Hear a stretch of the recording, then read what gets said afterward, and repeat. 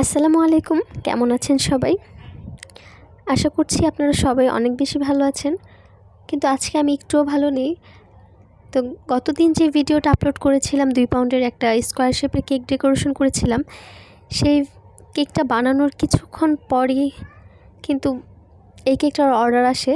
সেই কেকটা যার ছিল, এই কেকটাও তার জন্যই বানানো হয়েছে, কিন্তু সেটা যার বার্থডে ছিল তার বোন অর্ডার করেছিল, আর এটা তার ফ্রেন্ড ক্লাসমেটরা অর্ডার করেছিল।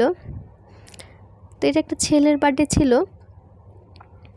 তো এই কেকটা তার ক্লাসমেট মেয়ে বান্ধবী যারা ছিল সবাই এসে আমার কাছে আর্জেন্ট এই কেকটা বানাতে দেয়। তো এই কেকটার অর্ডার আসে সকাল 11টায়। তো ওরা বলল যে কেকটা 1টার মধ্যে ওরা রিসিভ করবে। তো ওরা কেকটা আমার বাসা থেকে নিয়ে যায়। তো এই সময়ের মধ্যে আমার ওভেনও নষ্ট হয়ে গেছে, যার কারণে কিন্তু ওভেনে আমি কেকটা তৈরি করতে পারি না। চুলাতে আমার কেকটাকে তৈরি করতে হয়। তো চুলায় কেকটাকে বেক করে তারপর আমি ক্রিমটা তৈরি করে নিয়েছি। তখন একদমই ক্রিমটা আসলে গলে যাচ্ছিল, ক্রিমটা ভালোভাবে তৈরি করা যাচ্ছিল না। কোনোভাবে কেকটাকে আমি ঠিকঠাকভাবে করতে পারছিলাম না। যত বেশি বিট করছিলাম তত বেশি কেকের ক্রিমটা কিন্তু আরও লিকুইডই হয়ে যাচ্ছিল, পাতলা হয়ে যাচ্ছিল। তো আমি প্রচুর ঘাবড়ে যাই। তো তারপরে এই পাতলা ক্রিমটা দিয়ে আমি কোনোভাবে আর কি কেকের অর্ডার যেহেতু নিয়ে নিয়েছি, সেহেতু তো কেকটাকে আমাকে দিতেই হবে, আর এটা হচ্ছে আর্জেন্ট। তো ওদেরকে এখন না করাও পসিবল না। তো তারপর আমি কোনো রকমভাবে আর কি কেকটাকে ক্রাম কোটিং করে ফাইনাল ফিনিশিং দিতে গিয়ে একদমই ফিনিশিংটা আসছিলই না। তো সাইডের বর্ডারটাও দেওয়া যাচ্ছিল না, খুবই পাতলা হয়ে গেছিলো। তো কোনোভাবে আর কি করার চেষ্টা করেছি। তো তারপরেও কেকটা ওদের অনেক পছন্দ হয়।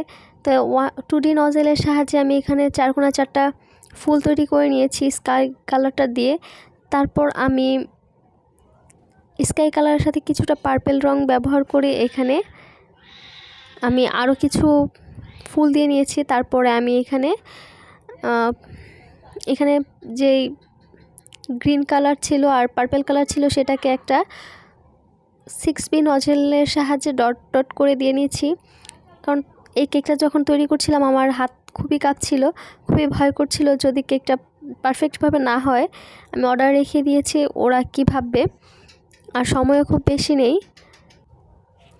তো এই কেকটাকে খুবই ভয়ে ভয়ে বানাচ্ছিলাম আর আল্লাহকে ডাকছিলাম যেন কেকটা সুন্দরভাবে ডেকোরেশন করতে পারি, ওরা যেন কিছু বলতে না পারে ডেকোরেশন নিয়ে। আর কেকের টেস্ট আলহামদুলিল্লাহ বরাবরই ভালো হয়। নিজের প্রশংসা নিজে করছি না, বাট কেকের টেস্টটা কিন্তু আমার ভালোই হয়। তো ওরাও কেকটা খেয়ে আসলে খুবই প্রশংসা করে। তো কেকের ডেকোরেশনটাও কিন্তু খুব বেশি খারাপ হয়নি, মোটামুটি হয়ে গেছে। তো ওরা 1টার দিকে আসার পর বলে যে ওই কেকের মাঝখানে মোটু লেখাটা লিখে দিতে। তো আমি কেক ডেকোরেশনের ক্ষেত্রে কিন্তু ট্রপিক্যাল ক্রিমটা ব্যবহার করি।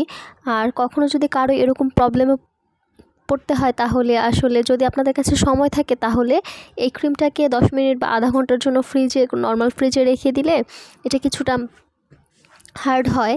তো আমার কাছে সময় ছিল না, যার কারণে পাতলা এই ক্রিমটা দিয়েই কাজ চালিয়ে নিতে হয়। তো আমি ট্রপিক্যাল ক্রিমটা ব্যবহার করি কারণ আমাদের এইদিকে মানুষ খুব বেশি প্রাইস দিয়ে কেক কখনোই নেবে না। আমি 350 টাকা পাউন্ড কেক সেল করি, তারপরে ওরা অনেক দাম এটা মনে করে। তো ওরা 150 টাকা থেকে 200 টাকা পাউন্ড কেক খেয়ে অভ্যস্ত, যার কারণে এখানে এভারহুইপ বা ভিভো দিয়ে কেক বানিয়ে আসলে বিজনেস করাটা আমার পক্ষে সম্ভব না, যার কারণে আমি ট্রপিক্যালটাই ব্যবহার করি। আর ট্রপিক্যাল ক্রিমের দামটাও কিন্তু এখন খুব বেড়ে যাচ্ছে। তো আর ট্রপিক্যাল ক্রিমটা কিন্তু বাজারে খুব বেশি পাওয়া যাচ্ছে না। তো ওদের স্টক আউট, যেখানে যাচ্ছি সেখানেই বলছে যে স্টক আউট। ট্রপিক্যাল ক্রিম ব্যবহার করে কিন্তু অনেকেই 500 টাকা পাউন্ড 550 টাকা পাউন্ড কেক সেল করছে, বাট আমাদের এইখানে মানুষ অতটা শৌখিন নয়, যার কারণে ওরা 350 টাকা দামের কেক খেতে কিন্তু ভয় পায়।